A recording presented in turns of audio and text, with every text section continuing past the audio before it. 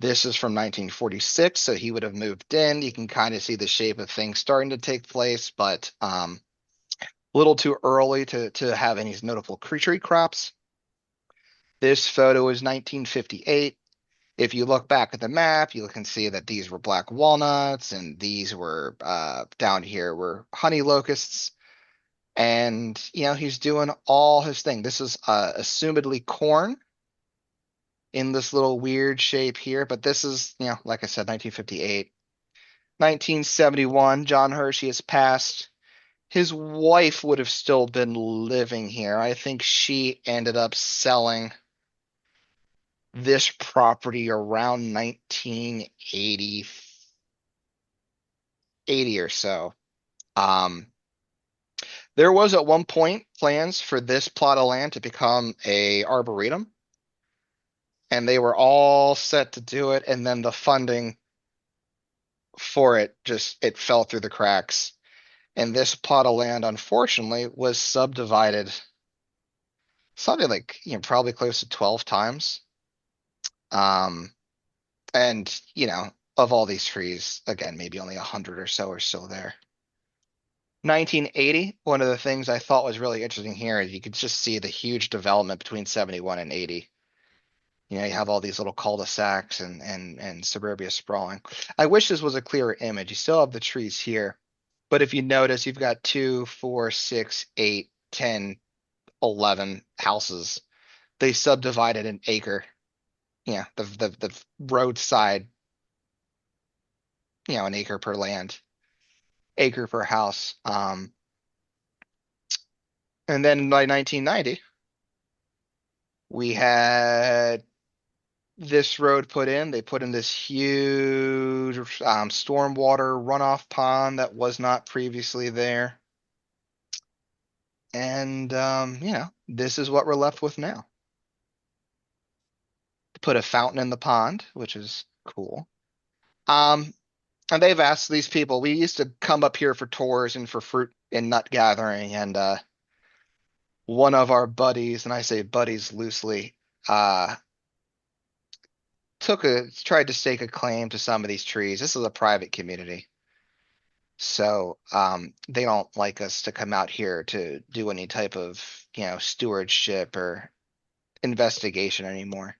But this is what's left of Hershey's Guthriesville estate. In 1921, we had the opportunity to do a John Hershey cookbook for their centennial. I don't know if anyone knows this, but honey locust pods are edible. And if you take the pods, you get out the seeds, you dehydrate them and grind them down, you get a powder that is somewhere in the intersectionality of sweet and earthy, almost like a beet, but a different flavor profile. So we decided to take that sweet earthiness and turn it into snickerdoodles. So that is what we're showing here on this platter. And I think, Mike, this is where you jump in. Sure. Those were snickerdoodles, apparently. And I want to quickly clarify that even though Zach told kind of a sad story, Downingtown is great. There's like an unbelievable amount of trees in southeastern Pennsylvania. It's really lovely. Um, so we call it a food forest. To some degree, the John Hershey trees are really more just an orchard. And the idea of a food forest that's popular now is more of an integrated gardening style that people are using agroforestry techniques to scale up or to do in their own backyards. So I've had the privilege of living on 2.5 acres for the past 8 years to build my own food forest. And it's mostly native plants, trees, and shrubs. I don't have a lot of room for big walnuts and pecans, but we have black walnuts all over the place in between every farm. There are so many black walnuts around here, and we do have a lot of hickories and oaks still. Whereas if you go anywhere east, closer to Philly, a lot of the good stuff disappears. So the skeleton of a food forest really is the nut tree orchard. Um, yeah, and we'll talk about basically all of that. Zach, you can click a couple times, I think. Yeah, so this is an example of a really high graft on a can, I think. And just so everyone knows, pecan is kind of an old term for hickories that grow in wetlands, whereas hickory is like upland. We happen to have mostly hickories, and in the South, there happens to be mostly pecans. But we've the shagbark hickory, mockernut hickory, shellbark, pignut, they're all amazing here. And we have another organization nearby called, if I can get it right, the Keystone Tree Crops Cooperative, which is making popular the use of bitternut hickory. It's the fastest growing. Um, it's the most common because deer and humans alike don't eat the nuts because they're so bitter. But some of our friends in this organization are collecting them to produce commercial oil out of the seed instead, which is great. Next slide. So we will talk mostly about the canopy, the low tree layer, and the shrub layer, and mostly native plants. As for the herbaceous layer, that would be too big of a topic, but there's two really big popular native herbs in the permaculture community that are worthy of crop status, and that would be sunchokes, Jerusalem artichokes, or the groundnut, aka hopness. I would say those two are could be legitimate crops, and they're getting more and more popular. Next slide. Next slide. Um, so some of these photos are from now. So like this is from a couple days ago, and I'm about to put bird netting over all of them. But these are the shrubs that I have chosen to plant the most of. I think blueberries are an obvious choice. Hazelnuts are getting really popular for a whole bunch of reasons. They're in the birch family, so the deer don't really eat them. They grow really fast. We actually have breeding done to have improved varieties. Um, and then chokeberry, we have black and red and hybrid purple, but the black chokeberry has become popular for having like the highest antioxidant rating. It's called ORAC if you want to look it up. It's like off the charts. The issue is like they're not really that good. People like blueberries a lot better. But currants, gooseberries, and yastaberries, a lot of people, a lot of older people and European people are familiar with currants. And these are the absolute best shrubs to grow. I tell everybody to grow currants, gooseberries, and yastaberries. I mean, the gooseberries, everybody just eats right out of the garden. They're amazing. And a yastaberry is a hybrid of the two. And the wild birds don't eat them. Everything else on this list, I mean, I can't get a single elderberry, a single blueberry, or a single hazelnut or cherry or anything if I don't put bird netting over them. The catbirds and the chipmunks eat everything.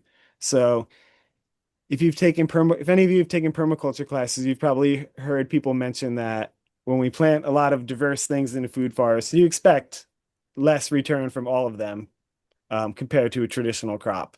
And yeah, don't fight it, I guess is the message. Next slide. This is a black chokeberry. They're just starting to form. Next slide, please. So this is my neighbor's hazelnut tree. This is right around the corner. It is a huge estate, and they have a lot of big old trees. But when I saw this, I thought, maybe it's not that old, but it's definitely the biggest hazelnut I've ever seen. I mean, it's probably 35 feet tall. Um, so one of the reasons I like shrubs, other than the fact that I'm very short and they're great, you can actually reach them. Um, they're much more manageable in the landscape. And I think in the mainstream landscaping and gardening world, shrubs are like the absolute weak point um, across the board. People love planting trees and they know a lot about wildflowers and they plant the wrong shrubs all the time. They plant them way too close. And this is evidence of how big these things can get. Next slide.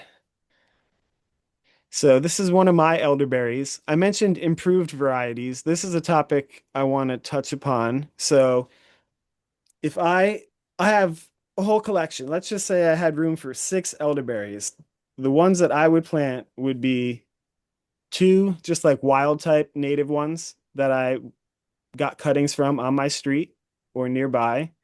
And I would plant the variety York, which has the biggest berries of any variety. And then if I had a lot of room, I would plant some new varieties that produce a ton of fruit, like Wildwood, Pocahontas, and Bob Gordon. There's a disturbing lack of varieties of like most native fruit and nut tree crops, which is why the Hershey trees are so exciting. I mean, there was breeding on elderberries done in the 50s and then basically none since then. So the new varieties that came out in the past few years have gigantic umbels. The fruit are so big that they actually flop over and the birds don't eat them as much. You can make money, as a nursery by taking every little cutting of these fast-growing shrubs and rooting them yourselves. So this is a huge boon. I take the flowers from the wild type ones that are technically less valuable, um, and we dry them for tea. So this is great. My whole flock of chickens fits under here. We spend a lot of time in this grass. All right, next slide, please. Best fruit trees. This is a red mulberry leaf. Um, I would say that the red mulberry is the hottest tree in the permaculture food forest world right now. You can hardly get them. There's like a small window in September where you can order some online. But like pawpaws, they sell out. They're really, really kind of amazing. And it is a sad story in a way. They mostly disappeared in the 18th century, 200 years before any other tree disappeared. So people didn't even know they disappeared because they hybridized with the white mulberries. But there's a ton of good varieties. Um, I would say the pawpaw, the persimmon, and the mulberry are like the big three amazing fruit trees that everybody in the eastern US should plant. Next slide. Pawpaws. There you go. We actually have a ton around here too. They grow in where diabase is, like basalt, volcanic rock, and also by big rivers. So we actually live in an area where there are huge patches of pawpaws that were presumed to be planted or moved around a little bit by the Lenape. Um, and as soon as you get to the Susquehanna River a little south, they're all over the place, their entire forests. So again, the improved varieties are a huge difference. The wild varieties are like 70% seed. So I feel like we can leave those to the animals and then we get the really big varieties that are more fleshy and worthwhile, keep them for ourselves. Next slide.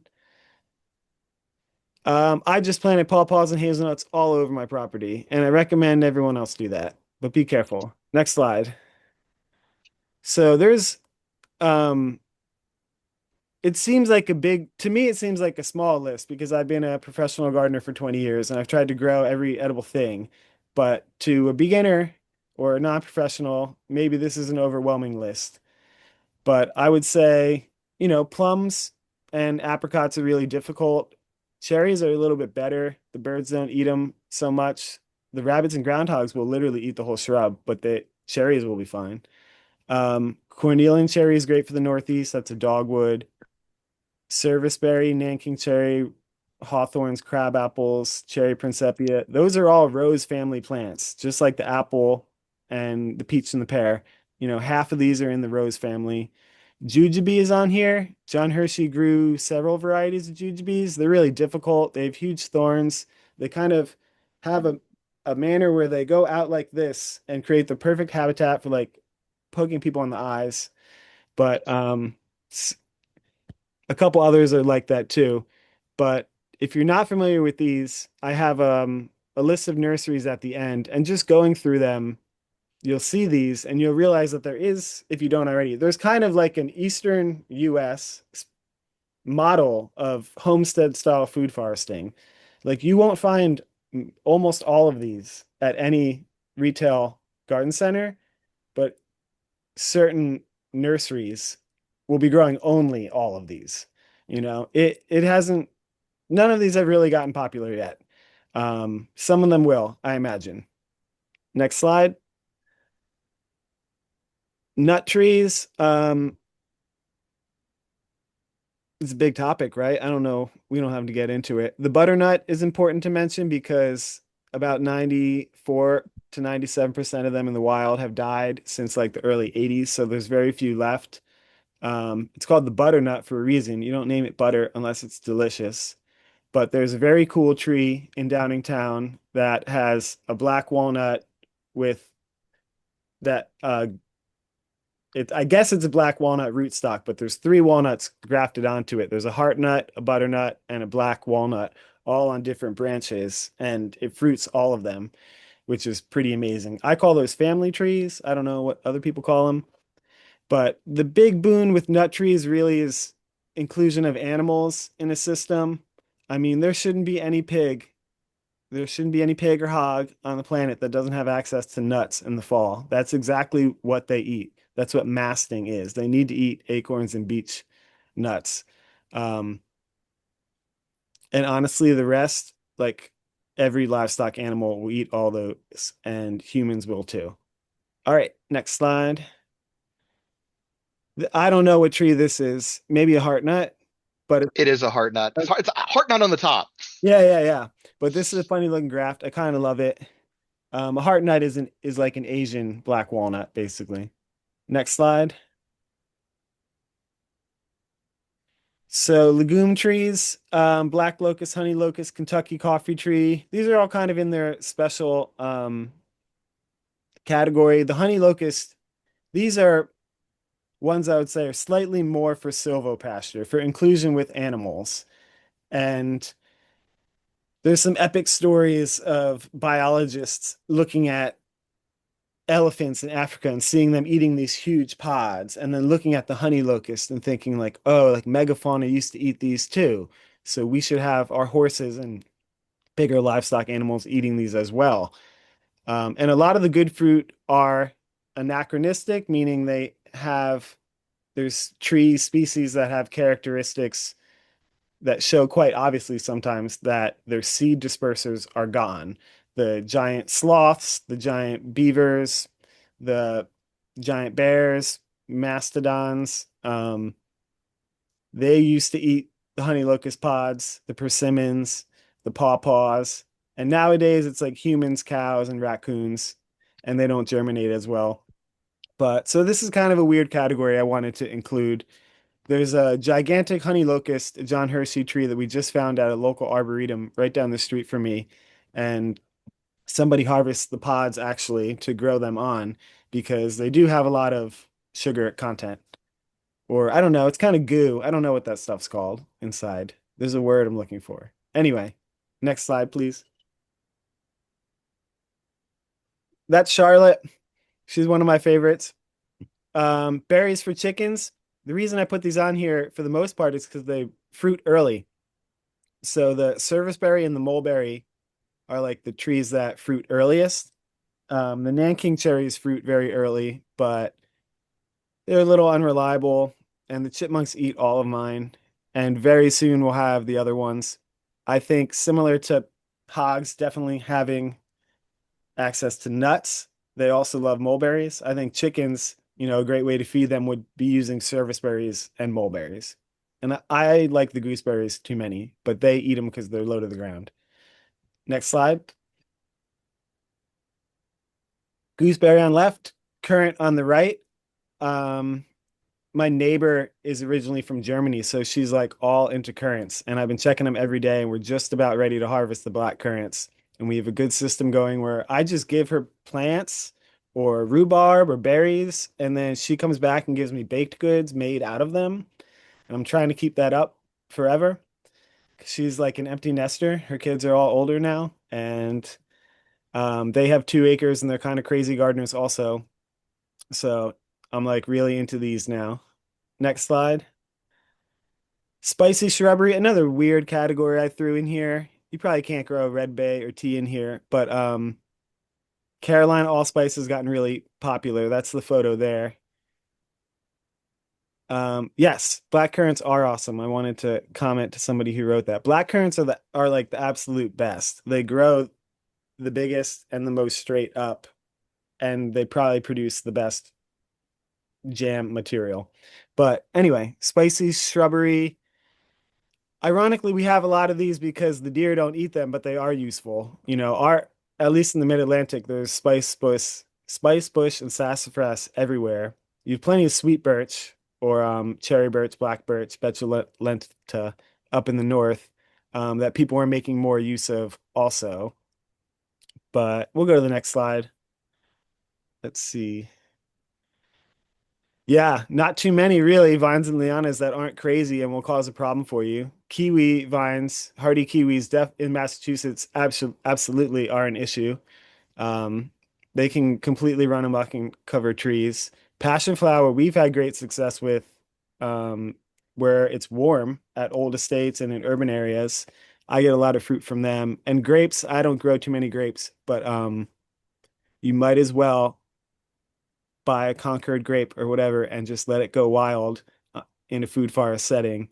I like putting improved varieties there because you're gonna have grapes and brambles anyway. If for anyone who hasn't been to Eastern Pennsylvania, there's poison ivy, grapevines, and brambles all over the place. Like people who like hike the Appalachian Trail complain about Pennsylvania. So be careful with this. That's why the list is short. Next slide. This is also Pennsylvania oriented, but a lot of our high value native timber trees are not as common as they used to be, specifically the sugar maple. And some of them are just total weeds. Black cherry and black walnut are all over the place, so they're great. The farm I work at, we cut down a lot of walnut and ash to mill, but the highest quality nut trees are also the highest quality timber trees for the most part. Um, they also are the best for growing mushrooms and firewood, and it's kind of no coincidence. Next slide. Um, Topic I like is called coppicing. I was supposed to show you guys books. I haven't been showing many, but I'll show the first one. That's what coppice is. Coppice agroforestry is becoming more popular for a whole bunch of reasons. Coppicing meaning cutting back a woody shrub or tree in the winter to its base and allowing it to resprout. It's pretty much the least used technique in horticulture that I can think of that would really be a benefit, to give tree fodder, to give food to animals in the summer or the winter, to generally just rejuvenate shrubs and to get material for baskets or mushroom logs or poles or whatever you need. So these are golden basket willows, and I have them as a screen here because there's a forest across the street, so I don't really need an evergreen street screen. I like looking over there, but I do want it to fill up in the summer, and it's a complete green wall in the summer. But this is something I like to do because I like pruning, I guess. Generally speaking, homeowners, people who are not professionals, um, I'll just say they don't know how to prune. People know how to weed and plant and take care and love their plants, but people don't know how to prune, and you need a lot of experience. Coppicing's really easy. You just prune the whole thing all at once, and then you watch it grow back. It's worth getting good at, but it makes a lot of material. So we make biochar in the winter, because we don't really have animals. If we did have animals, I'd be feeding these to goats, but we make a lot of biochar. It's a good winter activity when the winter is feeling really long. Next slide. This is afterwards. It's kind of satisfying. Next slide. That's the product. The left is not that good. The stuff on the right is good for baskets. Next slide. Yeah, it kind of makes a mess. Next slide. Someone cleaned it up. All right, next slide. I put a few too many in here. And this is it regrowing in the spring. So that was me documenting the coppice willows from 2 years ago. Next slide. Row crops are also great. We grow strawberries and asparagus for a reason, but these things that are really valuable do have a place in the food forest, but there's always like an asterisk. There's always something else, you know. I guess that would be asparagus is great. Well, I'll talk about that in a moment. But most of these things need trellises or protection from animals to get a good harvest, which can make it kind of difficult, but they're worthwhile in the food forest for sure. Next slide. Great perennial herbs. I have a huge collection of culinary and medicinal herbs, and I always impress upon people the fact that you can grow like two-thirds of your culinary herb cabinet very easily and harvest them on the 4th of July weekend every single year. Um, Perennial herbs kind of check all the boxes that like the native plant people are interested in for the most part. They're, they're hardy, they attract pollinators. Many of them are small shrubs that are evergreen. They smell great and kids love them. People are familiar with them. Um, and some of them act a little bit like native plants, like they're host to pollinators. But this is a very short list of the ones that I think everybody should grow. Next slide. I grow a lot of fennel. Um, they get gigantic, but I would still recommend it. I have a lot of bee balm and mountain mint. This is actually the lavender farm I work at, and I plant a lot of mint family plants that the animals don't eat and that are good for the culinary jar, etc. And yeah, I just love fennel, but anytime you get into something, you learn a little bit too much. Like bronze fennel looks good, but you really want the Italian varieties with the big base if you actually want to eat it. And then if you want big seeds like the Indian restaurants give you when you're done, that's a whole nother world. So everything's complicated. But grow herbs. I think growing herbs and growing berry shrubs is the most appropriate for the most amount of people who are gardening in their backyards. Trees are not always appropriate, and veggie gardening can be difficult, I guess. Next slide. I think we only have a few more and then I'll show everyone some books. If you do want to get into medicinal plants, I'd highly recommend learning plant families. That's one of the other huge advantages that professionals have over the lay folk is that we understand plant families. The mint family is a great place to start. Rose and aster, those are probably really big three um, for edible and medicinal parts. Next slide. This is a list of mostly native. I guess these are all native perennial herbs, like edible greens or useful herbs, many of which is the root that I have around here in my yard and or are becoming popular. This is kind of like a short list of the more useful ones. And a lot of them do grow together in, what I'll call the ginseng habitat. A lot of the best herbs grow with ginseng, like golden seal, black cohosh, blue cohosh, sarsaparilla. It's kind of interesting that the most sacred of our habit forest habitat types, like the mixed oak, hemlock, really shaded areas, they also have all of the most useful herbs. Next slide. So this is a weird class that I teach, but people like it. Um, these are 10 plants that I would include in basically every garden, and they're kind of for weird reasons. Most of them are good for fertilizer or similar things. Some of them are also, yeah, I don't want to get into it too much. Some of them are weeds, but most of them are good for fertilizer for use on other plants. We'll leave it at that. Next slide.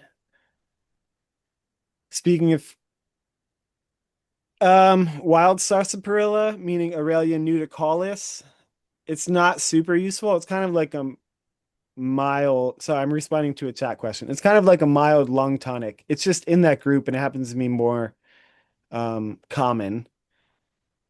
So I don't have a good answer for that, except that usually when I see that, I look for golden seal and ginseng and black cohosh and other things. So best fertilizers. So when we're thinking about possibly transitioning at least our thoughts and our plans with traditional agriculture to a more food forest style setting, the big, or even just making any change from corn and soybean fields to a more sustainable or regenerative system, the number one thing that farmers can do is use a better fertilizer. They mostly use urea, which is fine, but it's not great. But we have an unlimited amount of the best fertilizers in the world in the form of ground up rocks and clay, actual ocean water, seaweed, and fish. I mean, these are literally the best things, plus compost and cow manure. I mean, we have an unbelievable amount of these things that should be used on our farms so that we could use less harmful synthetic salt fertilizers that very obviously pollute every pond that I've ever seen. Every pond I've ever seen in my life is polluted with nitrogen and phosphorus. I mean, I can't even believe that people don't know that. It's insane. And less herbicide usage, assuming, better plant growth and nutrition. So I won't get into a big topic, but I assume people are familiar with applying crushed limestone to a lawn or a garden. And almost everybody, all of my colleagues and everyone on the internet will tell you that this is for changing the pH. I can't stress enough that pH is completely overrated. The Rodale Institute did a 40-year study on this that completely validates me. pH doesn't even really matter. What matters is nutrient availability. So rhododendron, for example, is a classic acid-loving plant, but you can grow it at pH 8.5 if you give it enough magnesium. So basically, almost every plant in the world loves calcium. So limestone has calcium, all the other electrolytes, and probably 50 or 60 other elements. The calcium makes the nutrient availability of many of the other nutrients better for plants over time. Um, so it's more of just a soil tonic. It has to be balanced with a lot of things and it can get complicated. But there's one farm that I work at where I looked up the newspaper clipping from when the property was sold in like the 1880s. This is an 18-acre farm and there was like 20 words on it. It was like house, barn, 5 bedrooms, kitchen, fields have been limed.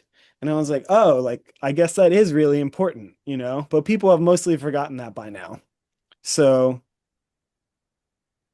the fertilizers are important. We literally just have to use like the earth beneath our feet and the ocean and a couple other things. Fermented preparations have become really popular. Korean natural farming and JDOM are really cool and interesting, and they seem to work really well. I live in an area where there's a lot of biodynamic farms, but for the most part, I assume other people don't know much about that. So I'm not going to get into it, but compost tea is great. You can make it out of anything. So this is a bucket of nettles that I try to make in the spring. This is like step one fermented plant juice. This is like the most basic thing you could do. Just take the most nutritious plant on the planet, on the earth at least, not in the sea, and then ferment it in water somewhere where you're not going to smell it for a couple weeks. And then it makes a really nice, easy compost tea. Okay, next slide.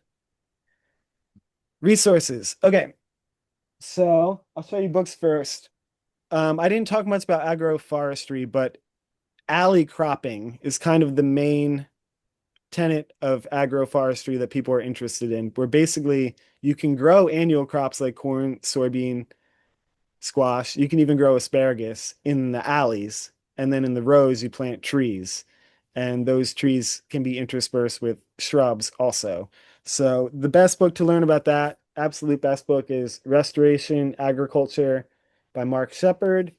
His farm, New Forest Farm in Viola, Wisconsin, has a really beautiful design. So I would recommend looking him up and looking at just the photo of his property and how they've designed the rows on contour um, on a piece of property that was destroyed, literally destroyed, like eroded away in the Dust Bowl like a century ago. Couple other books. A book I love if you want to learn more about permaculture trees is Trees of Power by Akiva Silver. He's got a nursery in New York called Twisted Tree, and he talks a lot about the trees we just talked about. If people are interested in foraging and edible wild plants, any book by Sam Thayer is pretty much the best one. He's got a new book, but I have Forage's Harvest and Nature's Garden. And then For like the nerdiest people amongst us, whoever it might be, these are the textbooks by Dave Jackie and Eric Toensmeyer. Eric Toensmeyer is of worthy mention. He lives in Western Massachusetts and wrote a great book called Paradise Lot. He's got a very famous permaculture garden and nursery, and is an encyclopedia of knowledge. Um, I don't know where everyone is in Massachusetts. I've taken a few classes, or elsewhere. Some people may not be from Mass. I've taken classes with the New England Wildflower Society, which is now Native Plant Trust, and I would really recommend their classes in Framingham or other elsewhere. Future Forest Plants. This is the nursery that our friend and colleague Zach Elfers runs that has Hershey trees. Perfect Circle Farm. Our friend Buzz runs this farm in Vermont that also has Hershey trees. There will be other nurseries that have them in the future. There is kind of a longer list, but these are the two big ones. Let's see. I had a couple other books to show people quickly. Kind of like a new permaculture classic that everybody seems to like is called Gaia's Garden by Toby Hemingway. This this is like forest gardening in your backyard with really good photos. It covers a lot. Probably the best book, period, about just like having a permaculture style food forest backyard. Came out a couple years ago. It is oop, The Resilient Farm and Homestead by Ben Falk. He's in the Northeast also, and he's more organized than I am. I would recommend his book. Another good one from the Northeast is The Holistic Orchard by Michael Phillips. And there's like honestly like 10 books just like this one, and most of them are from Chelsea Green, but Integrated Forest Gardening is another one. I think that's all I brought. I think that's enough. Okay. I We think have that's it. Yeah. yeah. Okay, it's now 7:55. And Zach, could you stop screen sharing so we can all just be together and are you done? Oh, Just I'm Yeah, the we're sorry. done. two pages of resources. That's it. Yeah, we're done. Okay, yeah. Yeah. Why don't we finish up now and just see if people have questions because it is almost 8. So, Sure. all right. Yes, what do you do with wild sarsaparilla?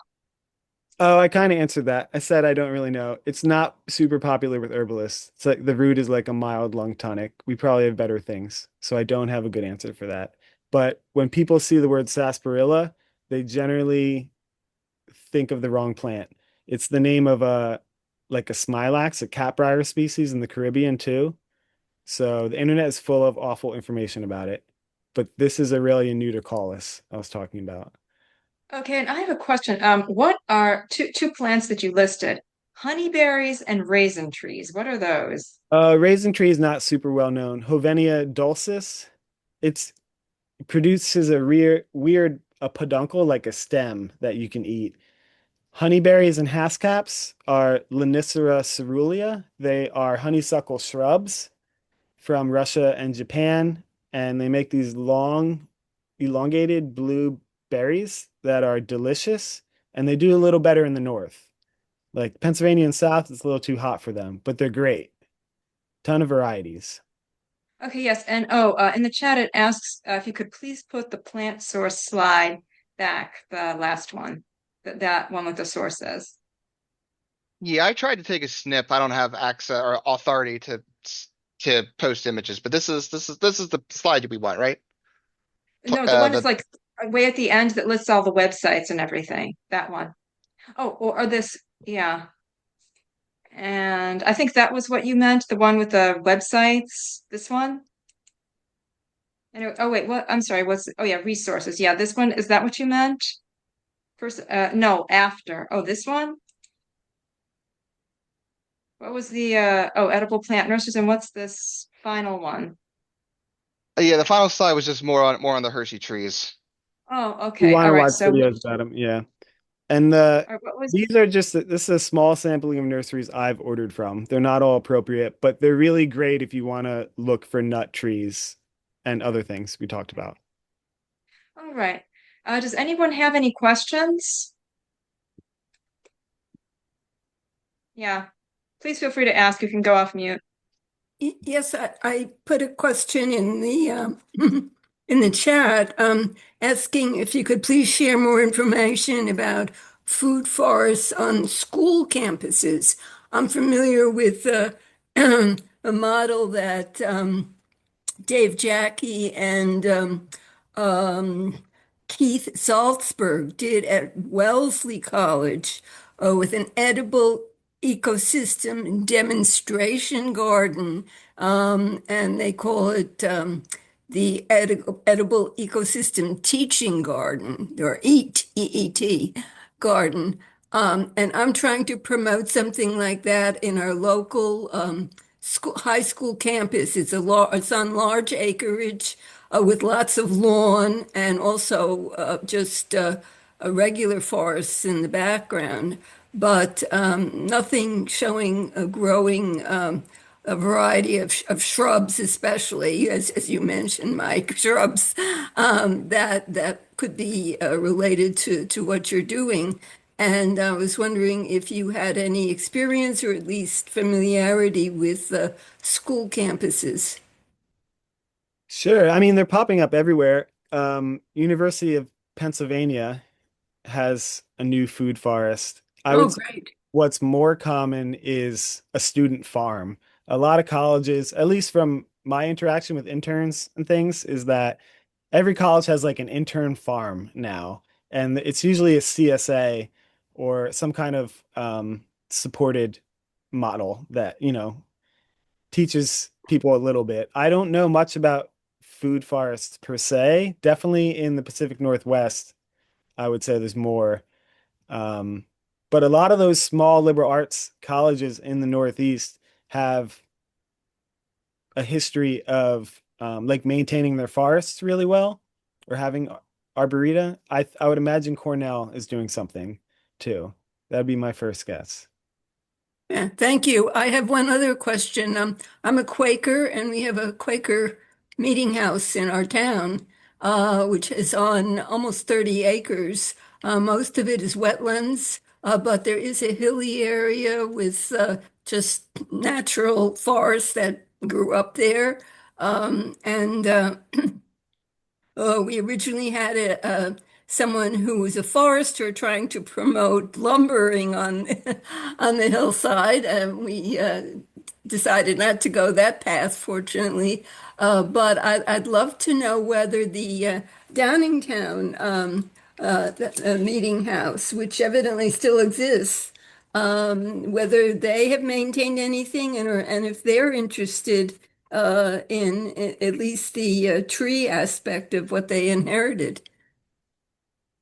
Yeah, that's a great question. I will actually just real quickly just go back to our one of our aerial maps. Uh, We'll go to the one from this century. Um, so Downingtown had to first off, they love the whole John Hershey thing. They love the trees that are on their particular campus.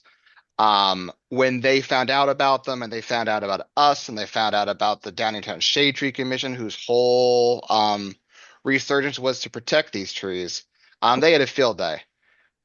They did have to cut one of their original John Hershey trees down this past year because the bur oak itself got infected and they didn't want it falling into one of their, 120-year-old buildings. So they did have one of their trees cut down, and they're in the process of replacing the bur oak with a Hershey bur oak from one of the nurseries we mentioned earlier. But they've actually reached out to us, I guess, last year, and I don't know if it's very visible from this map, but there's a creek that runs along Route 30 here, goes under the road, and kind of cuts back behind their building. And they've taken out all of the invasive honeysuckle, invasive bittersweet, and everything that would do harm to their environment. And they're looking to get advice on what to replant it with. And I think our good friend Kalen recommended live staking it with willows and dogwoods. So they're very interested in what they have, and they're trying to now keep the invasives out and keep what they have healthy.